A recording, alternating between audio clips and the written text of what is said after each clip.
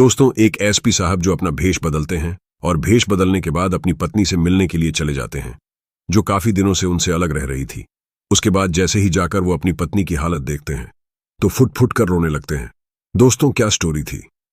किस वजह से दोनों अलग रह रहे थे और क्या कारण था जो एसपी साहब भेष बदलकर वहां पर आए थे? पूरी कहानी के बारे में जानने के लिए वीडियो को अंत तक जरूर देखें। ये कहानी है राजस्थान के एक छोटे से गांव की, जहां पर एक लड़की रहती है जिसका नाम है कविता, जो कि पढ़ने लिखने में काफी ज्यादा होशियार है। उसके घर में केवल उसके पिता हैं, परिवार में और कोई नहीं है। बाप बेटी एक घर के अंदर रहा करते हैं और कविता जो कि पढ़ा लिखा करती है, और उसके पिता की इच्छा है कि कविता पढ़ लिखकर एक सरकारी नौकरी को प्राप्त कर ले, क्योंकि कविता के पिता की भी सरकारी नौकरी है और सरकारी नौकरी की वजह से उसके पिता का जीवन काफी आसानी से बीत गया था। तो इसी वजह से वो चाहता था कि मेरी बेटी को भी कोई सरकारी नौकरी मिल जाए। इसके बाद सलोनी मेहनत करती है और मेहनत करने के बाद उसकी मेहनत रंग लाती है और वो एक सरकारी बैंक में क्लर्क की जॉब पर लग जाती है। अब जैसे ही बेटी की लड़की की जॉब पर लगी थी तो उसके बाद उसके पिता उसकी शादी की चिंता करने लगते हैं, क्योंकि बेटी जवान हो गई थी और पड़ोस वाले इस बारे में बातें करने लगे थे। उसके बाद कविता के पिता उसके लिए एक लड़का ढूंढते हैं। तो पास है कि शहर में एक लड़का मिल जाता है जिसका नाम था अरविंद, जो कि एक साइबर कैफे चलाया करता था, लेकिन पढ़ने लिखने में वो भी काफी ज्यादा होशियार है और मेहनत करता है और सोचता है कि मैं पढ़ लिखकर किसी अच्छी सी पोस्ट को हासिल कर लूंगा। आप जैसे ही कविता के पिता अरविंद को देखते हैं तो एकदम से अपनी बेटी के लिए उसे पसंद कर लेते हैं और वो अपनी बेटी को जाकर बताते हैं कि बेटी, लड़का बहुत ही होनहार है और उसे देखने से पता चल रहा था कि किसी न किसी बड़ी पोस्ट पर जरूर लगेगा, तो तुम मुझसे शादी कर लो। बेटी भी अपने पिता का कहाँ मानते हैं और अरविंद से शादी के लिए राजी हो जाती है। दोस्तों, इसके बाद अरविंद और कविता दोनों की धूमधाम से शादी कर दी जाती है और शादी होने के बाद कविता दुल्हन बनकर अरविंद के घर में पहुंच जाती है। अब जैसे ही कविता दुल्हन बनाकर अरविंद के घर में आई थी तो अरविंद से बहुत ज्यादा प्यार किया करती थी और दोनों हंस के खुशी उस घर के अंदर रहते हैं। कविता अरविंद के माता पिता का भी अच्छी तरह से आदर करती है, उनका सम्मान करती है और उनकी अच्छी तरह से सेव कर रही थी। साथ में अपनी बैंक की जॉब को भी कर रही थी, वहीं से अपनी ड्यूटी को जाया करती और इसी तरह से उनका समय व्यतीत हो रहा था। अरविंद, जो कि पढ़ने लिखने में काफी ज्यादा होशियार है, और तभी वो यूपीएसएससी का एग्जाम देने पहुंच जाता है। यूपीएसएससी का एग्जाम देने के बाद वो वापस आ गया था। तो कुछ दिनों बाद जब रिजल्ट आता है तो उसे पता चलता है कि यूपीएसएससी के अंदर उसका सिलेक्शन हो गया है। अब जैसे ही टेस्ट के अंदर उसका सिलेक्शन हुआ था तो इस बात की उसे बड़ी खुशी होती है और वो इस बात का पूरा श्रेय अपनी पत्नी को देना चाहता है, क्योंकि वो पिछले कई साल से इस टेस्ट की तैयारी कर रहा था, लेकिन आज तक वो फेल होता हुआ आया था और आज पहली बार उसने इस टेस्ट को क्लियर कर लिया था। उसके बाद ये खुशी वो अपने पूरे परिवार को बताता है और परिवार के साथ मिलकर इस खुशी को अच्छी तरह से सेलिब्रेट करता है। कविता भी अरविंद की इस बात से बड़ी खुशी होती है कि उसका पति कितना अच्छा है, उसने टेस्ट क्लियर किया है और उसका श्रेय मुझे दे रहा है। इसके बाद धीरे धीरे इसी तरह से समय व्यतीत होता है। अरविंद ट्रेनिंग के लिए चला जाता है और ट्रेनिंग कंप्लीट होने के बाद अरविंद एसपी बन जाता है। एसपी बनने के बाद जहां उसकी पोस्टिंग हुई थी वो उस क्षेत्र में कार्यभार संभालता है और उसके बाद अपनी पत्नी के साथ हंसी खुशी रहने लगता है। लेकिन दोस्तों, तभी अरविंद महसूस करता है कि उसकी पत्नी भी जब किया करती है और वो भी जब किया करता है, ना तो माता पिता के लिए उनके पास टाइम है और ना ही एक दूसरे के लिए टाइम है। उसके बाद जो अरविंद है वो अपनी पत्नी से कहता है कि अब तुम ऐसा करो कि इस नौकरी को छोड़ दो, और मैं तो सरकारी नौकरी लग ही गया हूं, हमें जितने पैसे चाहिए उतने पैसे मैं कमा लेता हूं, तो तुम्हें अब नौकरी की जरूरत नहीं है। अब इस बात को जैसे ही कविता सुनती है तो पहले तो मना करती है, लेकिन जब अरविंद जो कि देता है तो वो सोचती है कि ये मुझसे बड़ा ही प्यार करते हैं।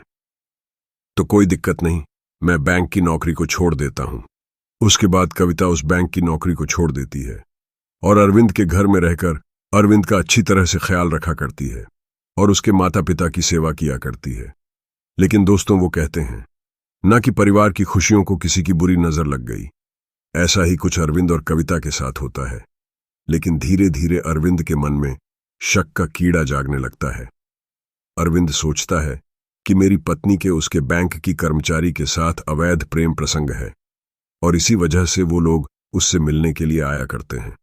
दरअसल दोस्तों, जब से कविता ने इस्तीफा दिया था तो उसके बाद उसके बैंक के कर्मचारी कभी कभी कविता से मिलने के लिए आ जाया करते थे, क्योंकि कविता का नेचर बहुत ही अच्छा था और वो लोग फ्रेंडली उससे मिलने के लिए वहां पर आ जाते हैं। और इसके बाद जैसे ही ये बात अरविंद को पता चलती है तो ये बात अंदर ही अंदर उसे खटकने लगती है। धीरे धीरे अरविंद और कविता के बीच में मतभेद होने लगता है, लेकिन अरविंद कभी भी इस बात को जाहिर नहीं होने देता है। ऐसे ही करके कुछ दिन और बीत जाते हैं। तभी एक दिन विकास अपने साथियों के साथ पार्टी करने के लिए गया था और पार्टी के अंदर वो इस बात को सोच सोचकर शराब पी लेता है और ये बात उसके दिमाग में बार बार घूमने लगती है कि मेरी पत्नी चरित्रहीन है और वो अपने सहकर्मियों के साथ अवैध प्रेम प्रसंग रखा करती है। इसके बाद वो शराब पीकर वापस घर आता है और जैसे ही घर आकर देखता है तो कविता का एक और सहकर्मी उससे मिलने के लिए आया था, उसका हालचाल पूछने के लिए। और जैसे ही वो उसे उसके साथ बैठा हुआ और बातें करता हुआ देखता है तो एकदम से अपनी पत्नी को गालियां देने लगता है।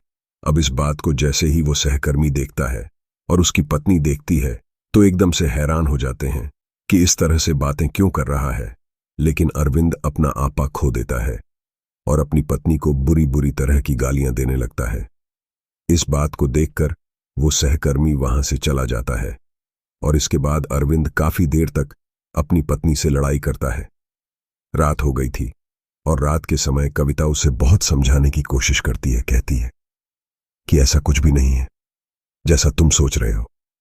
अरविंद के माता पिता भी उसे समझाने की कोशिश करते हैं, लेकिन दोस्तों, उसने शराब पी रखी थी और शराब के नशे के कारण वो किसी की एक बात नहीं सुनता है और कविता के ऊपर हाथ उठा देता है। दोस्तों, इसके बाद कविता बड़ी परेशान होती है। वो रात के समय में अपने पिता के पास फोन करती है और अपने पिता से कहती है कि पिताजी, मुझे इस घर में एक सेकंड नहीं रुकना, आप यहां पर आइए और मुझे ले जाइए। उसके बाद कविता का पिता उसे लेने के लिए आ जाता है और रात के ही समय अपनी बेटी को अपने साथ उसके मायके ले जाता है। दोस्तों, धीरे धीरे सुबह होती है। सुबह होने के समय में अरविंद का नशा उतरता है और रात की सभी बातें उसे याद आने लगती हैं। लेकिन दोस्तों, अरविंद के मन में कहीं ना कहीं अब भी ये बात चल रही थी कि उसकी पत्नी का अपने सहकर्मियों के साथ अवैध प्रेम प्रसंग है। इसके बाद अरविंद अपने गुस्से में अपने घर बैठा रहता है। धीरे धीरे कुछ समय व्यतीत होता है। कविता सोचती है कि उस टाइम तो उन्होंने शराब पी रही थी, लेकिन बाद में मुझे लेने के लिए आ जाएंगे। लेकिन अरविंद उसे लेने के लिए कभी भी जाता ही नहीं है। उसके बाद कविता इस बात से परेशान हो जाती है और परेशान होने के बाद वो तलाक का केस कोर्ट में दर्ज करा देती है। दोनों का कैसे चलता है और केस चलने के कुछ दिनों बाद दोनों का तलाक हो जाता है और तलाक होने के बाद जो अरविंद है वो अपने घर रहता है और कविता अपने घर रहती है। विकास अभी तक भी सलोनी को ही इस बात का जिम्मेदार ठहराता है कि जो उसका घर उजड़ा है उसमें उसकी पत्नी की जिम्मेदारी है। हालांकि दोस्तों, उसकी पत्नी ने उसके साथ हर तरह से समझौता किया था, अपनी बैंक की सरकारी नौकरी को भी छोड़ दिया था ताकि उसका घर बसा रहे, लेकिन अरविंद ने उसकी कदर ही नहीं की। अब धीरे धीरे उनके तलाक को 6 महीने बीत जाते हैं और 6 महीने बाद अरविंद सोचता है कि कहीं ऐसा ना हो कि मैंने अपनी पत्नी के ऊपर खामखा शक किया हो। तो उसके बाद अरविंद अपने बेस पर उस चीज की तहकीकात करता है। तो धीरे धीरे कुछ दिनों तक उसकी तहकीकात चलती है और तहकीकात के बाद उसे पता चल जाता है कि कविता का कोई ऐसा इरादा नहीं था। वो तो केवल कैजुअली उन लोगों से बातें किया करती थी और उसके सहकर्मी थे बहुत से मिलने के लिए आ जाया करते थे, क्योंकि कविता का स्वभाव बहुत ही अच्छा था। और इस बात को सुनकर अरविंद को थोड़ा सा तू बुरा लगता है, लेकिन तभी उसका घमंड उसके आड़े आ जाता है। वो सोचने लगता है कि अगर कविता गलत नहीं थी तो उसे इस तरह से रूठ कर नहीं जाना चाहिए था। सुबह तक इंतजार करना चाहिए था, और जब मेरा शराब का नशा उतर जाता तो उसके बाद उसे मुझे समझाना चाहिए था। इसी घमंड के कारण अरविंद अब भी अपनी पत्नी को लेने के लिए उसके मायके नहीं जाता है। इधर जो कविता थी वो अपने घर में अपना समय व्यतीत कर रही थी। धीरे धीरे समय व्यतीत होता है और समय के साथ साथ उसके पिता की हार्ट अटैक के कारण मौत हो जाती है, क्योंकि उसके पिता इस बात को सोच सोच कर काफी ज्यादा परेशान रहते हैं कि उनकी जवान बेटी का घर उजड़ गया, अब उसका होगा तो क्या होगा। और उन्होंने कई बार कोशिश की थी अपनी बेटी से कि बेटी तू दूसरी शादी कर ले, लेकिन उसकी बेटी ने उसे साफ इनकार कर दिया था। कह दिया था कि पिताजी, शादी जिंदगी में एक बार होती है और मेरी एक बार शादी हो चुकी है, अब मैं बिल्कुल भी शादी नहीं करूंगी। उसके बाद एक दिन अचानक से कविता के पिता को हार्ट अटैक आता है और हार्ट अटैक के बाद उसकी मृत्यु हो जाती है। अब जैसे ही उसके पिता की मृत्यु हो गई थी तो उसके बाद सलोनी एकदम से अकेली पड़ जाती है और वो दर दर की ठोकरें खाने पर मजबूर हो जाती है, क्योंकि दोस्तों, अब तक जो घर चला करता था वो उसके पिता की पेंशन के पैसों से चला करता था। और इसके बाद कविता कई बार अपनी उस नौकरी को दोबारा से लेने की कोशिश करती है, लेकिन दोस्तों, दोबारा से सरकारी नौकरी इस तरह से नहीं मिला करती। वो तो भाग्य की बात होती है। जो एक बार किसी का नंबर पड़ गया, अब इसके बाद कविता बहुत ही ज्यादा परेशान हो जाती है, क्योंकि उसके पिता की मृत्यु हो चुकी है और घर के अंदर जो थोड़े बहुत पैसे थे उनसे वो अपने घर का खर्चा चला रही थी। अब वो सोचती है कि इस तरह से तो टाइम व्यतीत नहीं होगा। तभी वो उसी गांव में एक चौराहे पर एक चाय की दुकान खोल लेती है। चाय की दुकान में ज्यादा पैसे खर्च नहीं होते हैं। जो थोड़ी बहुत सेविंग उसके पास थी, उन पैसों से वो चाय की दुकान वहां पर लगाने लगती है और सभी लोगों को चाय पिलाया करती है। दोस्तों, वो दुकान चौराहे पर थी और चौराहे पर गांव वाले भी चाय पीने के लिए आया करते, और जो कोई लोग उस गांव से निकलकर जाया करते, वहां के कुछ लोग भी उस दुकान पर चाय पीने के लिए आया करते हैं। धीरे धीरे इसी तरह से समय बीतता और समय के साथ साथ जो कविता है उसकी चाय की दुकान ठीक ठाक चलने लगती है। उसका गुजर बसर अच्छी तरह से हो जाया करता है। इधर जो अरविंद है वो अपने गुस्से को लेकर ऐसे ही बैठा रहता है और धीरे धीरे उन दोनों के तलाक हुए 4 साल बीत जाते हैं। अब 4 साल बाद अचानक से अरविंद को एक शादी का निमंत्रण आता है और निमंत्रण के दौरान अरविंद और शादी में पहुंच जाता है। वहां जाने के बाद वो शादी का माहौल देखता है और जैसे ही शादी का माहौल देखता है तो उसे अपनी उजड़ी हुई गृहस्थी की याद आने लगती है। वो सोचता है कि मैं कितना बुरा हूं, मैं अपनी ही वजह से अपनी गृहस्थी को उजाड़ लिया, एक छोटे से शक के कारण। इसके बाद वो वहां पर बैठा रहता है और शादी को होते हुए देखता है। पंडित जी शादी करा रहे थे और वहां पर 7 फेरों के 7 वचन उसे दोबारा से याद आ जाते हैं। उनको देखने के बाद उसका मन भारी हो जाता है और एकदम से वो शादी से निकलकर सीधा अपने घर वापस आ जाता है। वहां आने के बाद वो अपने कमरे में अकेला बेड पर लेटा हुआ था और लेटे लेटे उसकी आंखों में आंसू आने लगते हैं। बस सोचता है कि मैंने अपनी पत्नी के साथ बहुत ही गलत किया है और मुझे ऐसा नहीं करना चाहिए था। फिर वो सोचता है कि चलो ठीक है, कोई बात नहीं, मैं अपनी पत्नी से मिलने के लिए जाऊंगा और उसे दोबारा से मनाकर वापस अपने साथ ले आऊंगा। लेकिन फिर तभी उसके दिमाग में ख्याल आता है। वो सोचता है कि 4 साल हो गए हैं, कहीं ऐसा ना हो कि 4 साल में उसने दूसरी शादी कर ली हो। धीरे धीरे ऐसी तरह से पूरी रात भर सोचते सोचते सुबह हो जाती है और सुबह जैसे ही होती है तो अरविंद एक फैसला करता है कि मैं भेष बदलकर अपनी पत्नी के पास मिलने के लिए जाऊंगा और वहां जाकर उसके बारे में पहले पता करूंगा कि वो किस तरह से रहा करती है और क्या कहीं उसने कोई दूसरी शादी तो नहीं कर ली।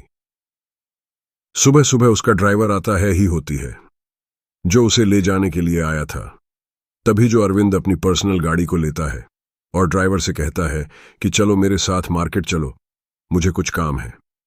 उसके बाद उसको ड्राइवर उसकी सरकारी गाड़ी को तो वहीं पर खड़ी रहने देता है और उसकी पर्सनल कार से उसे बैठाकर मार्केट ले जाता है।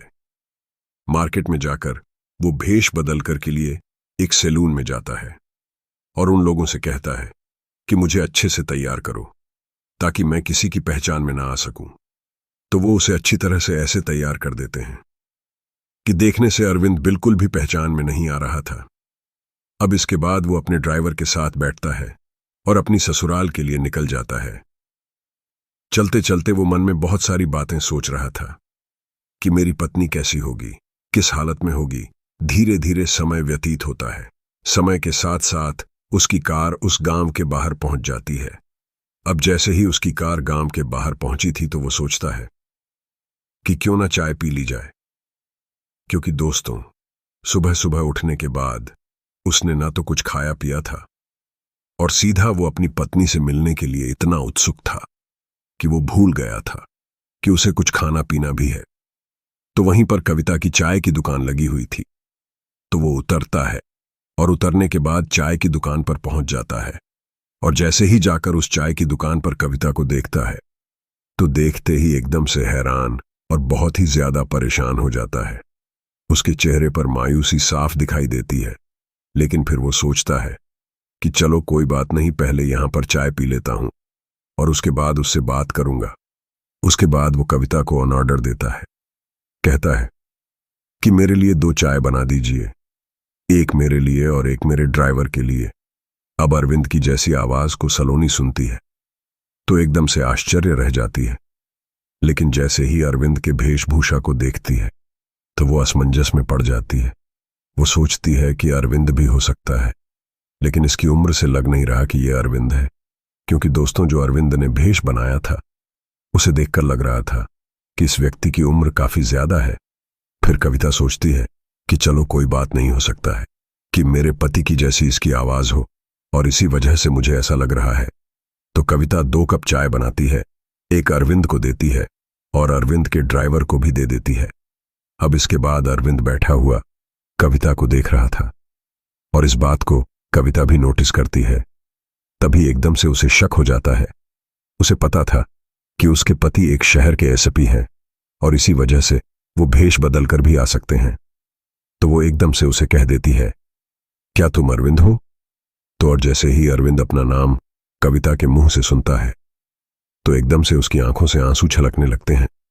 अब कविता जैसे उसकी आंखों में आंसू देखती है तो वो समझ जाती है कि ये कोई और नहीं, मेरा ही पति अरविंद है जो भेष बदलकर मुझसे मिलने के लिए आया है। इस बात को देखने के बाद कविता भी फूट फूट कर रोने लगती है। एकदम से अरविंद उसके पास जाता है और उसको चुप कराता है, कहता है कि कविता तुम रो क्यों रही हो? तो उसके बाद कविता अरविंद से भी पूछ लेती है कि तुम क्यों रो रहे हो? मैं तो इसलिए रो रही हूं क्योंकि मेरी गृहस्थी उजड़ गई है और उजड़ने के बाद आज मेरे सामने तुम इतने दिनों बाद आए हो तो तुम्हें देखकर मेरी आंखें भर आई हैं। अब उसके बाद अरविंद कविता से माफी मांगता है, कहता है कि कविता मुझे माफ कर दो, मेरी वजह से हमारी जिंदगी के 4 साल बर्बाद हो गए और अगर हो सके तो मुझे दोबारा से शादी कर लो। मैं तुम्हारे बिना नहीं रह सकता क्योंकि जब से तुम मेरी जिंदगी से आई हो उस दिन के बाद मुझे एक रात भी चैन की नींद नहीं आई। अब इस बात को कविता सुनती है तो अरविंद को ताना मारते हुए कहती है कि तुम्हें यहां पर आने की क्या जरूरत पड़ गई? मैं तो तुम्हारी नजर में चरित्रहीन हूं ना।